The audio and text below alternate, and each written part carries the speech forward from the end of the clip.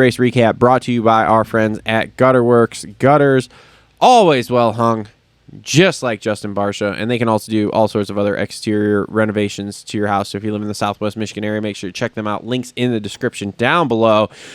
And right off the bat here, Jet, could you be quiet over there? Thank you. Jet, 10 for 10. Mm-hmm. So 22-0? Maybe. They're getting closer. Well, they're getting closer. Dylan's getting closer, and we saw Chase yesterday, so who knows? Maybe, maybe not. Maybe he drops 1 or 2. Maybe he goes 22-0. I don't know. Yesterday was definitely it wasn't great as far as action, but I will definitely say I saw some things out of Jets. At least the second moto. The first moto, there was just a lot of going on at the beginning of the moto where he could just get away. Yeah. Where I saw him make a few mistakes, not like high point related mistakes, where he was just making mistakes, like I told you, off the tunnel step down double in the valley, like he literally almost died at one point. Yeah. You know, and who knows, the face was getting packed in, so maybe it was just traction issue, maybe pushing. I was gonna say there were a lot of guys that slid up that, like we watched Al doing the second 250 moto. class, Yeah. we've seen it, so it's like I seen him do a few mistakes or a little bit of urgency. So maybe 22-0, maybe he drops 1 or 2. I don't know. We'll see. We going to Southwick next weekend, so honestly, he's been good there, but we know it's Southwick and anything can happen. So maybe not. Who knows? They're inching closer to him, but. Yeah, I mean, he looked really good. He looked like Jet. So I honestly think it was just another maintenance thing, that second moto yesterday. I think it was literally, it's hot. I mean, because we died. No, we it was hot. died It was warm. standing there. Yeah. It was hot, and he went, you know what? I'm 10 seconds out, whatever it was. Well, second moto he gonna... wasn't 10 seconds out. First moto he was. Dylan kept him in within 2.5 seconds for a good portion that's of right. Yeah. Dylan was hounding him for almost the entire moto, and then Dylan, I told you, got caught behind lappers, and I don't think he could huck the leap or something. But I still think he had a gap. Yeah. That second moto was just like, yep, this is where I'm going to stay. If he puts a push, I'll go. Because, I mean, dude, so the thing is that with Jet there and actually watching it in person, you watch him do the leap, man, and I heard Weege kind of mention this on the broadcast. Like, he's going so fast, he's almost scrubbing the leap, Yeah, I mean, Dylan overshot it, though, a bunch of times. Dylan did overshoot it, but, man, it was like, with Dylan, with everyone else, it was like an effort to do it. And with Jet, it was like, yeah, this is what I do.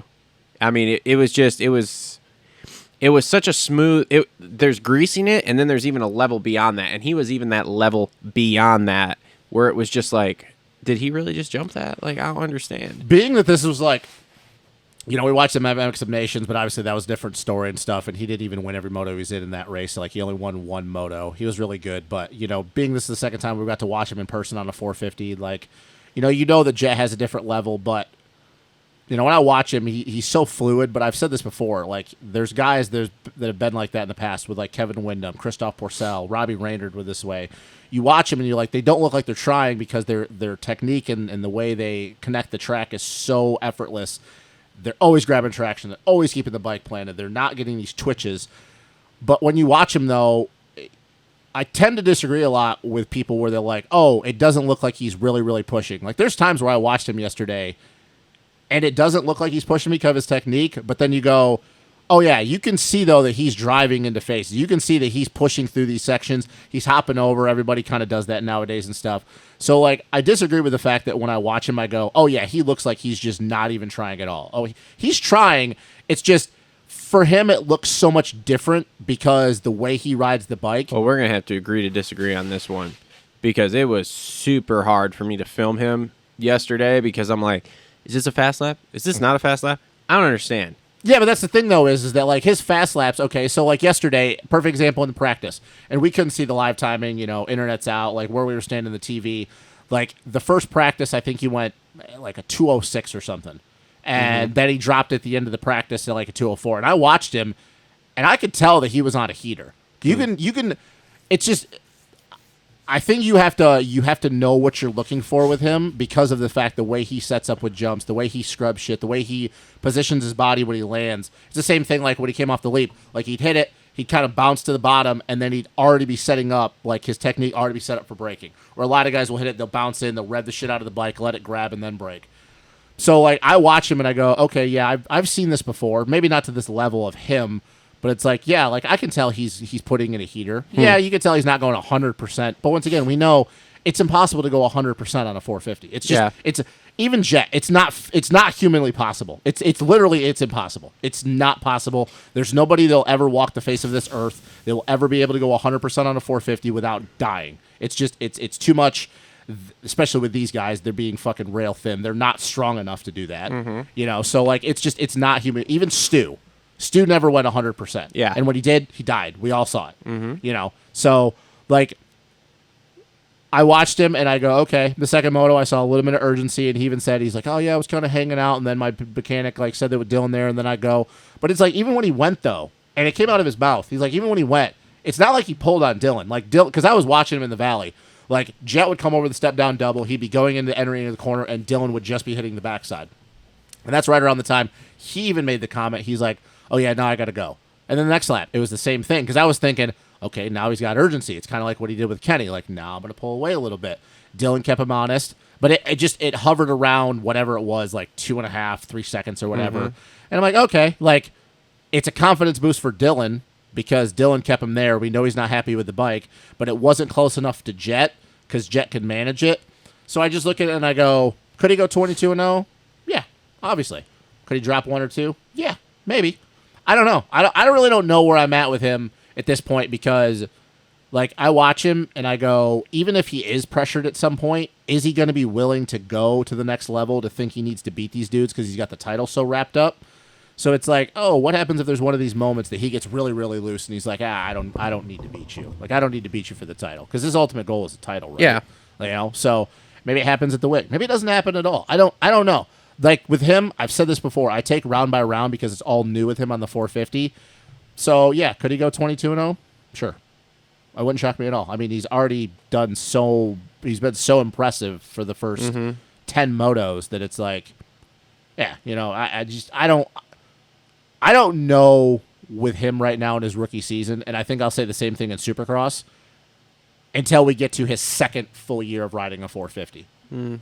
Because, I mean, we talk about Dylan, like, even though he wasn't a normal rookie age, Dylan won the 450 title when he was a rookie. Dylan and Jet are not the same person, but it's like, you don't know. Dungy won it when he was a rookie as a 450 rider. Yeah. Jet is obviously younger than both of them, so it's like, I don't know. It's kind of the same thing we had with the 250s. You don't really know with these guys until their sophomore year. Because you can come in blazing, or maybe that's just what Jet does for the rest of his career. Will it shock me? No, it's Jet. I guess as harsh as it is, I don't get surprised by anything Jet does anymore, because it's kind of like with Stu. He's so fucking talented. It's hard to be impressed by the shit that he does anymore, because it's him. Like, we've seen it so much from him. And even on the 450, it's like he's built to ride that bike. So it's like, do I get impressed by him? No. I think the only thing left for me, and I don't expect him to do this anymore, is if he just decided to go out and try to win by a minute. That would be impressive to me in the sense that, because that's never been his mindset. Outside of that, when I watch Jet, I just love watching the kid ride, but I don't get impressed by it anymore, because it's like, it's too easy for him. He's so good. Yeah, like I said, it's press day with watching him trying to figure out different lines and stuff through the rollers and through the end of the rollers and stuff. It's so good. Like I said, it's the same thing with Stu. So good. If you can get to a race and watch him ride, do it, because it's so good. It's the same thing with Stu. It's the same thing I watched when I watched RV. I'm like, there was things that I just didn't get impressed by them anymore, because they do it so easily. So it's like, you're just like, okay, cool. Like, that's just who he is. All right, moving on. Dylan goes 3-2 Still for hates second. that bike. Still hates the bike. That was a better day for him, but I got to see more than one of these in a row before I start going, okay, like he's got this figured out or whatever. He's going to be here, because, you know, it's the same thing we've seen. It's like Plessinger was up there, Coop was up there, Well, AP Dylan's been up there. AP really, well, AP yesterday like had nothing for those guys, you know. Well, we got some insight on some stuff going on there that might be why, but we can't. And I mean, talk even about at the that end, right even this at the end of second. that moto, when Chase got him, like, dude, he never faltered. Like, Yeah. Chase was hounding him for those last, what was it, 4 laps. And Dylan also too made some horrible line selections yesterday, that second moto. And that was just uncharacteristic.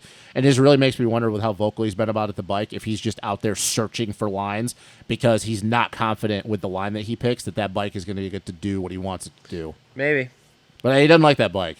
He just doesn't. Which is interesting. It's terrible for him. It's interesting. Yeah, well, you know, he's not going to be on that bike next year anyway, so it doesn't matter. He's going to be on. Somebody told me they heard a rumor he was going back to GPs.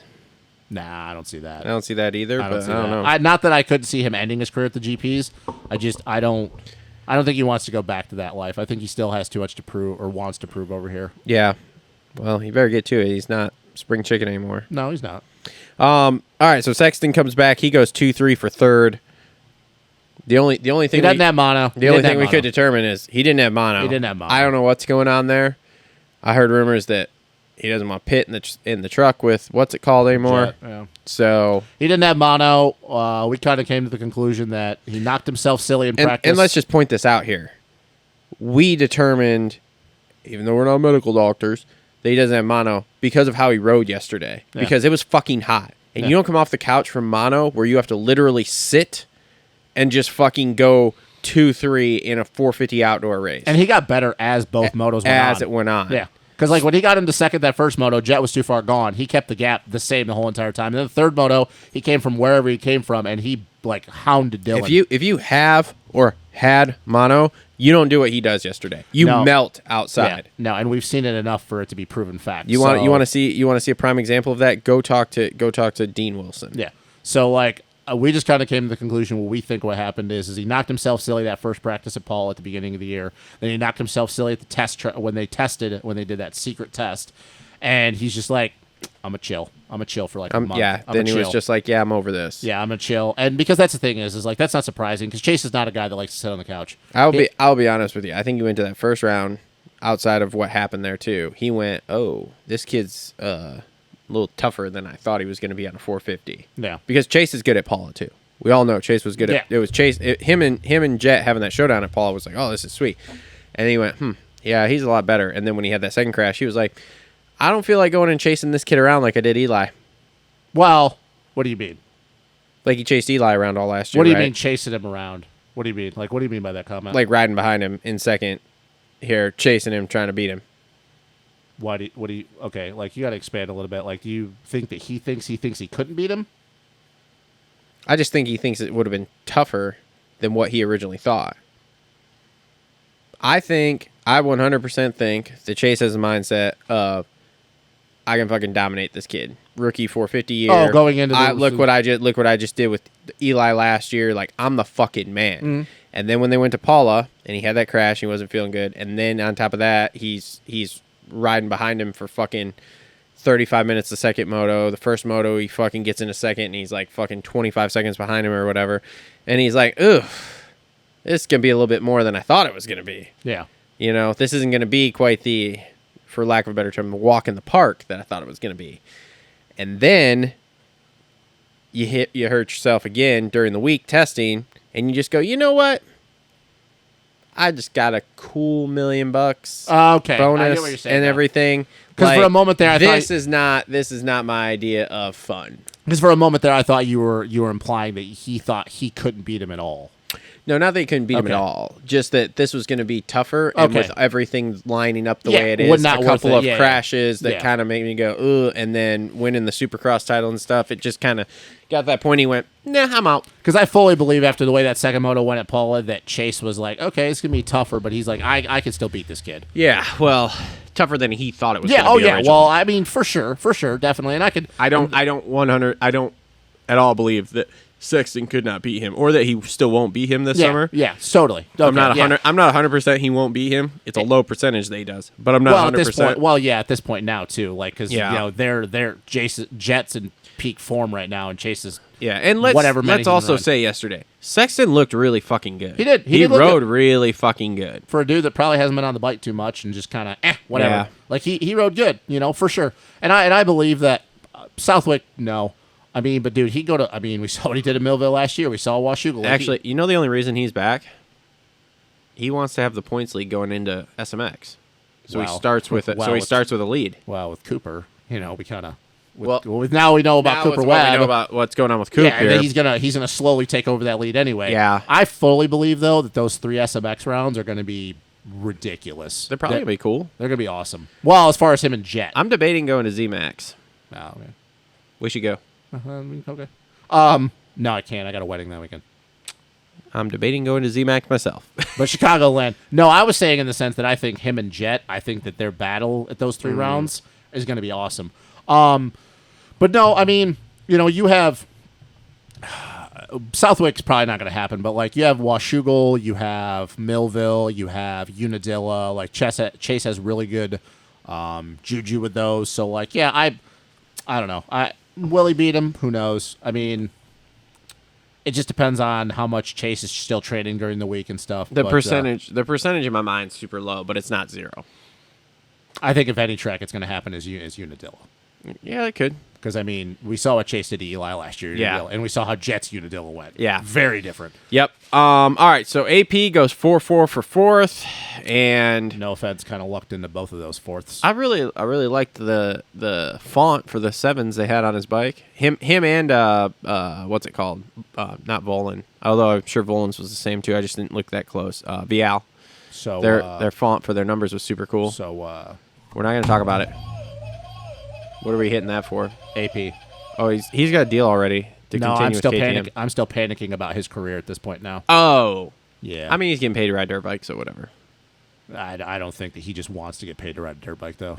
We've talked about this enough with AP. Like, the way his outdoor season has gone, the moments that he should have been able to capitalize on things, and then what I saw yesterday, like, AP may got 4th, but he was not the 4th best guy yesterday. Well, that's what happens when your bike is all of a sudden way different. Yeah. No, love AP to death. I've talked about how much respect for him and how much I like that kid on the show enough. But I just even before what we know now, like his season still hasn't been great. Mm-hmm. You know, so definitely. But I don't know. I don't know what's going on with him. I just don't. I don't. He should have been able to capitalize on all the shit that was going on this outdoor season, and he has yet to do it. He has yet to do it. And I'm now a Chase back. There might be a high probability that like AP doesn't even get him on the box at all in a moto the rest of the year unless we get a downpour. I'm not there yet. The Dylan thing, he's still got to fucking do this more often. Dude, okay. As far as I'm concerned, outside of Chase being the other podium guy, the rest of them are on a rotating door as far as I'm concerned. Yeah, I don't agree with that. That's the one statement How so far. can you not agree with that? That's what it's been all fucking year. We're 5 rounds in. That's what it's been. How many rounds? How many motos in a row now has Dylan? AC, AP, Webb, Dylan. How many motos in a row now until Chase has Dylan been like, dude? He's been the second fastest dude if you talk about overall since the first moto at Thunder Valley. I'm not talking about what he ended up moto scores, because look at High Point. You see what happened in the first moto? He came back to what? What did he come back to? 7th? And then the second moto, he caught Kenny at the end of that moto. I don't care what his moto scores were. I don't give a shit about that. I look at the fact is that the second moto High Point, how far did he come back? And AP has been the second fastest guy up until this week. No, totally disagree. You're fucking nuts. No, totally you're fucking disagree. high. Totally No disagree. way. Totally no way. Totally disagree. Totally disagree. Dude, the only reason at Thunder Valley that Dylan was even close to him is because Dylan fucking torpedoed him in a corner. That's the only reason. Outside Dude, he was also battling with a fucking privateer. AP was battling with a privateer at Thunder Valley. Everybody was battling with the privateer at Thunder Valley. Okay, there wasn't anybody outside of Jet who was not battling with that privateer. The last four motos, Dylan has been outright faster than AP. He beat him the second moto at High Point. He beat him both motos yesterday, and then he would have beat him the first moto at High Point. So now you're on it. So now he would have beat him. He came from last to 7th, and he was going 2 seconds faster than him. Hold on. Let me use your logic against you here. Hunter would have won that race with a 1-1 yesterday if he didn't get fucked up in the first corner in the second moto. That's also debatable. I mean, that's what you're saying. No, I'm not. This is your logic you're using, which is fucking ridiculous. I'm looking at the lap times, man. I've been with you all weekend, and I fucking love you, but right now I want to hit you in the head with a fucking soldering iron. I'm looking at the lap times. I don't give a shit. Do lap times not tell the story? Do lap times on a dirt bike track not tell the story? Yes, lap times tell the story. If you could come from dead last to 7th and go faster through the pack than somebody that has a clear track, that means that if you start in front of them, you walk away from them. And then the second moto, did he walk away from AP? Did you start in front of him? No. Did he walk away from him? Did he walk away from the second moto High Point? I'm gonna write this down here. Did he walk away the second moto High Point? Talk about something else for a second. So 3, 2, 5, 4, 2. Hold on. I just want to see here. And who's ahead of who in the points right now? Dylan's probably leading him here. There you go. All I need to say. Mic drop. Game over. Oh, God, here we go. Mic drop. Game over. Is he ahead of him in the points? That's all I need to know. 4,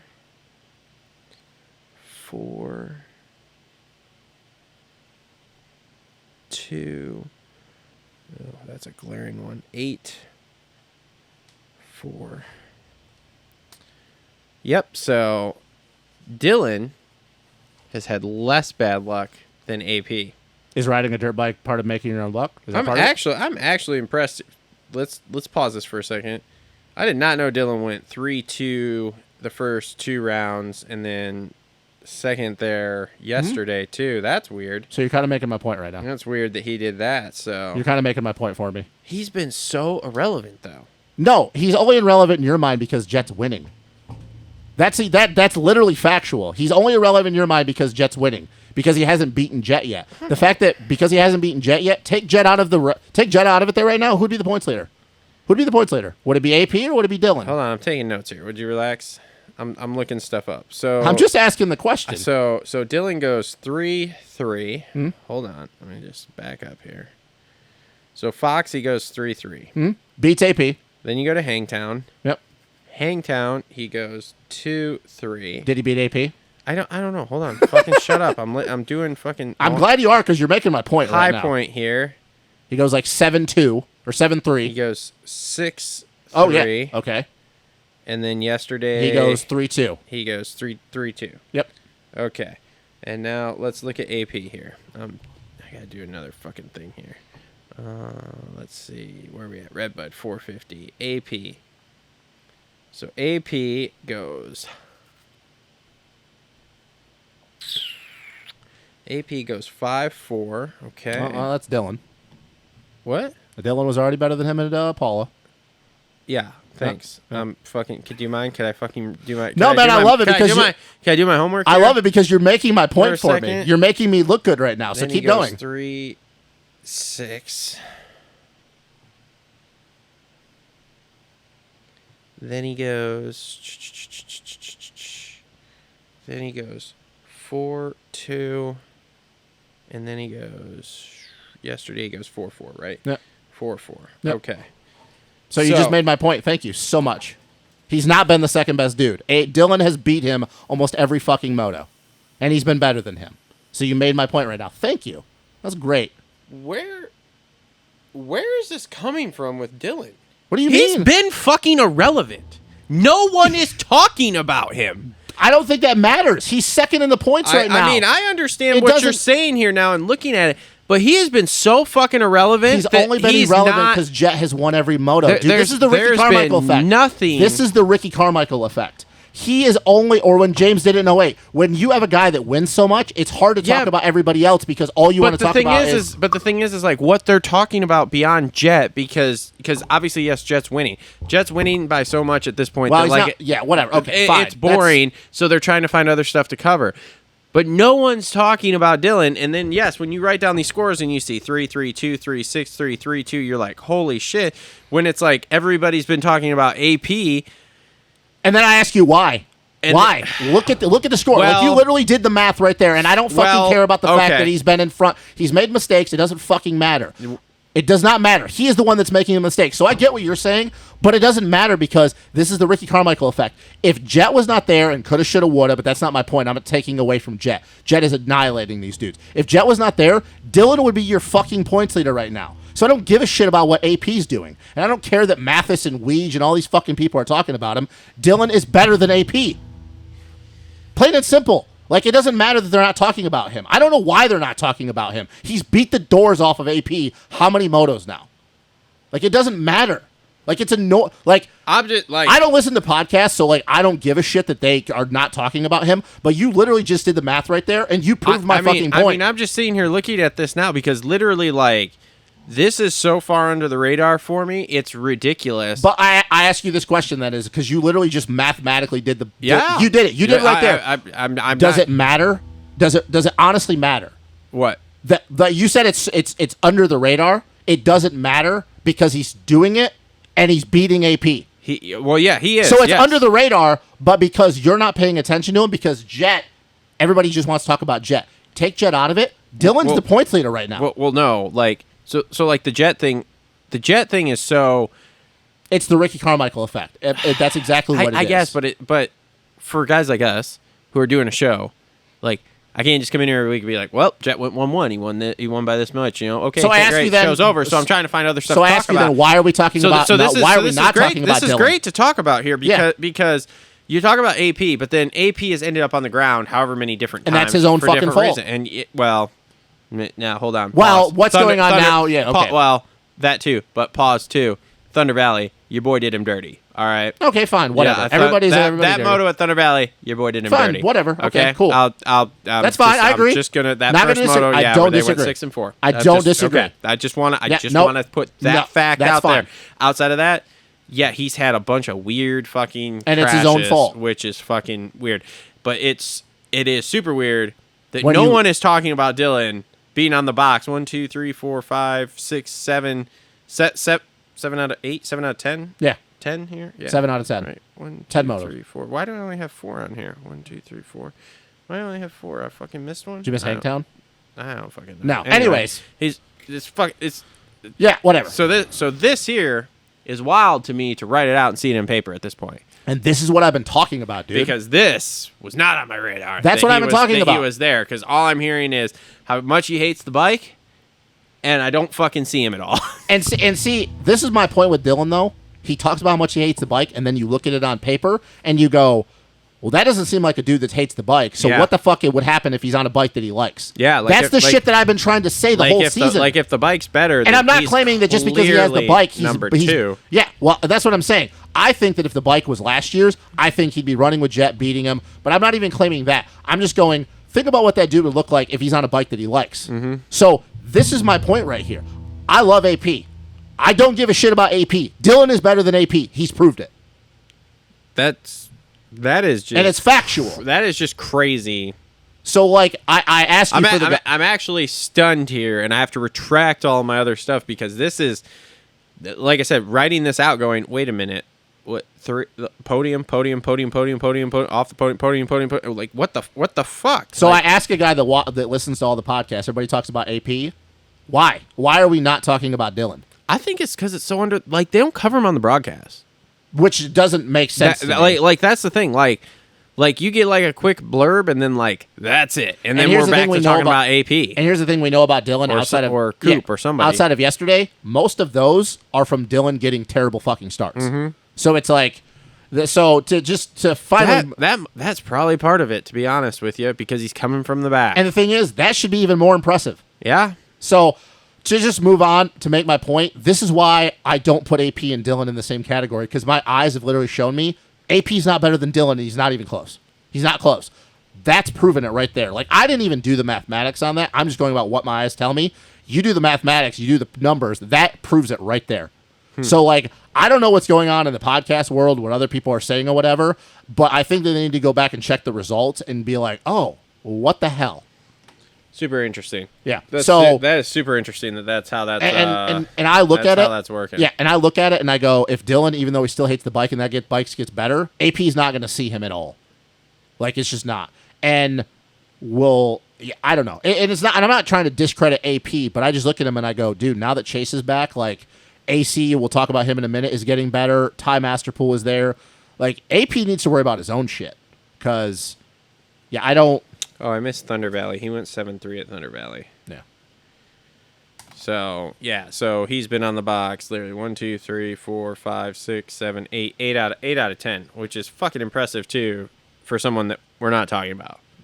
So I wonder why we're not. Well, I do, but that's because I don't know. I mean, I think if he's on the 22 or whatever, a bike he likes better, I think he's better, but I think better's more along the I think better's more along the lines of a 2-2-2-2-2 type deal, and maybe he's a lot closer. Maybe he's like running like Chase did at Paula with what's his nuts. Yeah, but I don't know. There's a big gap there though still in my mind, even if the bike's better, to him beating Jet. And that's fine, and that's your prerogative. Because if he's challenging, there's still, in my opinion, and all the other fucking talking pundits and fucking friends of ours out there, there's still more levels to Jet to at this point to go, and it's like I don't know what the level is where it stops increasing, and then at that point, it's does Dylan get to that level to be able to make him stop? The only thing I'll say about this, and I can't remember if we talked about this or because I know other people talked about it in the past, but the problem is that, and because AJ has talked about this, Dan Truman has talked about this, plenty of people, like, we see Jet doing shit at the test track that nobody else, and then Dan's like, well, I've seen Chase do it. The problem is that you get to this point, and I've said this before, we've seen Jet do it enough in the 250s and Supercross where somebody went out and they're like, fuck this. But it's like, it's one thing to drop the hammer when you're not racing and you're kind of just out on a fast lap, and then it's another to think about you're dropping the hammer and somebody's behind you, and then if you make a mistake, that person goes around you, because we all know that the mental side of riding a dirt bike, especially, well, we don't at that level, but like what that's like for them. I still wonder what happens where if Jet ever decides to do drop the hammer and he's got somebody, like I said, if Chase gets back to Chase, or if Eli would have been out there, or Dylan, or whoever, fucking ever, Jeffrey Hurlings, Tim Geiser, I don't know. How long can he maintain that, though? Because that's the thing we've seen for Jet his entire career. We always talk about the what ifs, the what ifs, the what ifs. We've never seen him have to maintain that level for more than a few laps at a time. And here's the thing, it's kind of like the joke, like, if a picture didn't happen, or if there was no picture, it didn't happen. Do we really know, though, with Jet, what it would be like if he had to do that multiple laps in a row? Because we've never seen it. Because hearsay is great. And I'm not saying he couldn't do it. Clearly, he has the fucking talent to do it. But don't you ever wonder sometimes with him that we hear all these talks and all this, that what it would be like, though, if he had to do it multiple laps in a row? Could he? Because I'm here to tell you, 1 lap's fine, 2 laps fine, 3, 4, 5, 6.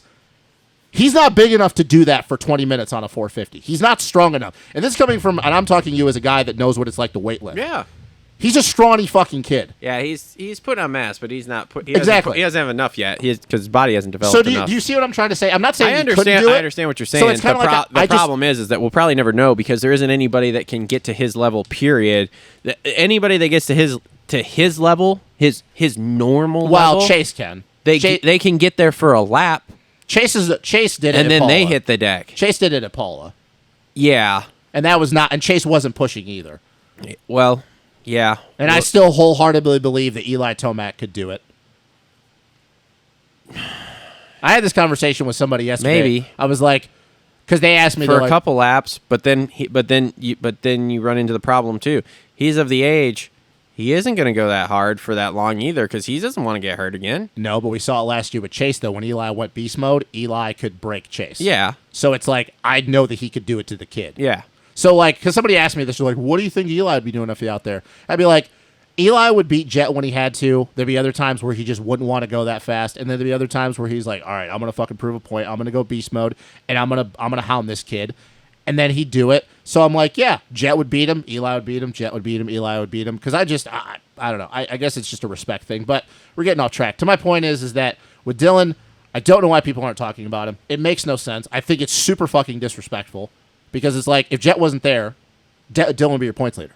Plain and simple. He would. He'd be your points leader right now. And AP would not be. The lack of conversation about Dylan's fucking phenomenal. Yeah, it just doesn't make sense to me. I don't even understand it. Because AP, I don't know what the points look like, but I don't think he's that close. Yeah, I don't know. So all right, let's move on here. Anderson makes his return. He goes 5-7 for 5th overall. You want to talk about somebody that I fucking didn't notice half the time? Yeah. Was Jason Anderson. I thought Ty Masterpool was him, the fucking first moto. So Tom asked me the same thing. He's like, is that Ty? And I'm like, or is that Jason? Is that Anderson? I'm like, no, I'm pretty sure that's Ty. Well, I could just see the 1 on the back of the jersey there. So, I mean, it's cool to get an injection of talent, but like once again, we've had this conversation about Ando. What do you really think he's going? He's going out there because he needs to get paid. Yeah. So it's like, what do you think he's really going to go out there and do? Mm-hmm. I do believe that at some point he'll be up there for a moto trying to challenge for getting on the box. But outside of that, like, I don't know, man, because you're looking at tracks that we're going to, and it's like he's not notoriously good at them. Yeah. He's not good at Southwick.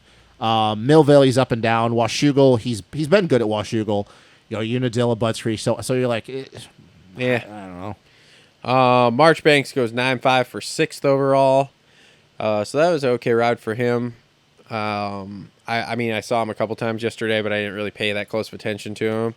Freddie Noren goes 7-8 for 7 and Freddie was feeling it all weekend. From Freddie was trying to get upside down on the leap on the press day. Freddie was upside down everywhere he could be this weekend at certain points. So that good weekend for Freddie there. Phil Nicoletti saw God a couple times yesterday, especially when he jumped the leap, which I do have on video. He goes 10-9 for 8. This is kind of where he's at the rest of the year, right?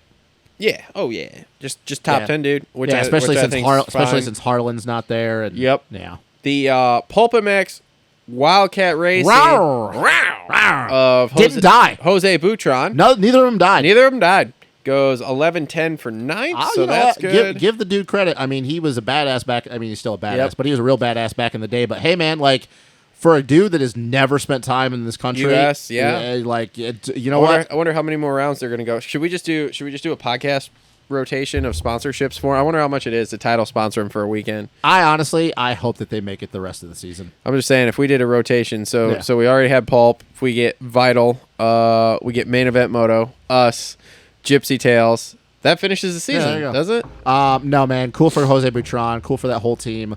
We'll talk about Lorenzo here in a second because he wasn't that far off. Like they're just, I mean, hey man, they're out there. Their bikes look pretty. I think their bikes look good. I think their gear looks good. They're just kind of mixing shit up, and nobody's talking about them. So good for them. Yep. All right. AC goes 31-6 for 10th, and did that not 31 do his day justice. I think he was a lot better than that. It was that crash going up the what's it called face there, the tunnel step down double on the bottom. Bryce Shelley goes 15-12 for 11th. Was a amateur a little bit long ago and kind of just went under the radar. He's a big kid, so 450 makes sense for him. Yep. Has had decent rides at amateur nationals and just, hey man, I'm just gonna go pro, and not like he did I think he did 1 or 2 of the combines last year. He's like, I'm just gonna go to the 450 class and nobody's gonna really talk about Make money and off I go. Yeah. Michigan's own Jace Kessler had a great weekend going 12-15 for 12. You know why? Because he's a good fucking rider. Sorry, guys. None of you will get that joke. Inside joke there, which we cannot say out loud here on the show. Ty Masterpool goes 6 DNF for 13th. And can we just talk about him for a second? Like, dude. Killed it. That first moto. Killed it. So good. And we saw that coming, though, with the DNF, because the first moto coming up the face of T2, he hit false neutral, or the bike sputtered, or then the bike something, and he was looking, and then the second moto, same spot, was going up the face of was getting ready to go up the face of T2, and the bike just shut off. Came out of the corner. I don't know if I have the bike shutting off on tape. I have him pushing it off. Well, then he starts off the day. He fucking frames the shit out of the leap. Oh, my God. I think I have that on tape. And then he comes around the left-hander, and all I can see is the rear tire just going like this. I'm like, dude, you smoked a rear wheel. Yeah. That so rear he had to put a new rear wheel on. So, dude, and I said this, because he's sitting there on the water truck lane, and he's just got his head in his lap because he knew how good he was. He knew he could challenge for a top 5. And then everybody around the bottom of the launch pad, up on Monza, up on the other side, everybody's cheering for him. So, I'm sitting there going, yeah, he's super bummed, but you got to think he kind of maybe had a smile on his face because, dude, everybody was cheering for him. So it's just that kid has got so much talent and so much grit. I would really love to see him get a chance. The problem is he doesn't do Supercross well. He just hasn't.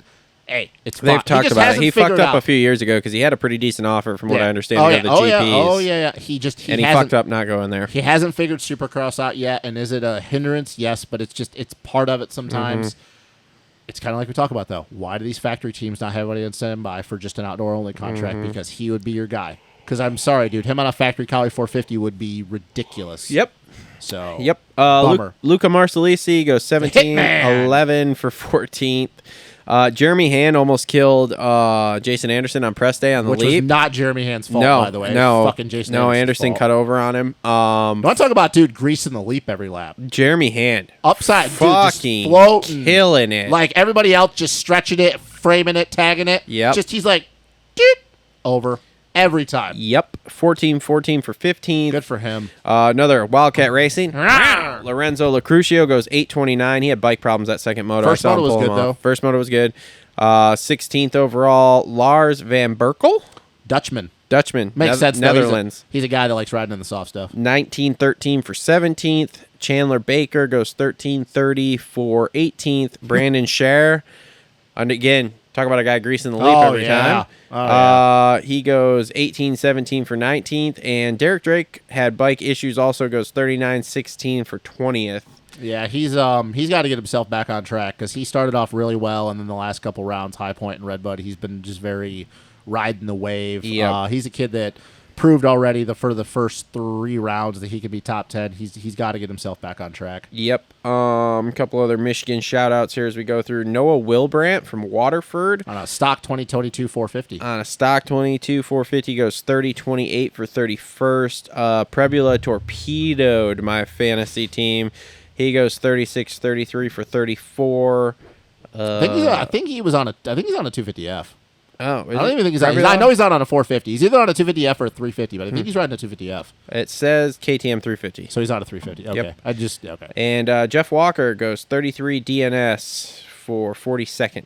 Yeah, he had a rough day too. Yep. So that was your 450 race recap, brought to you by our friends at Gutterworks.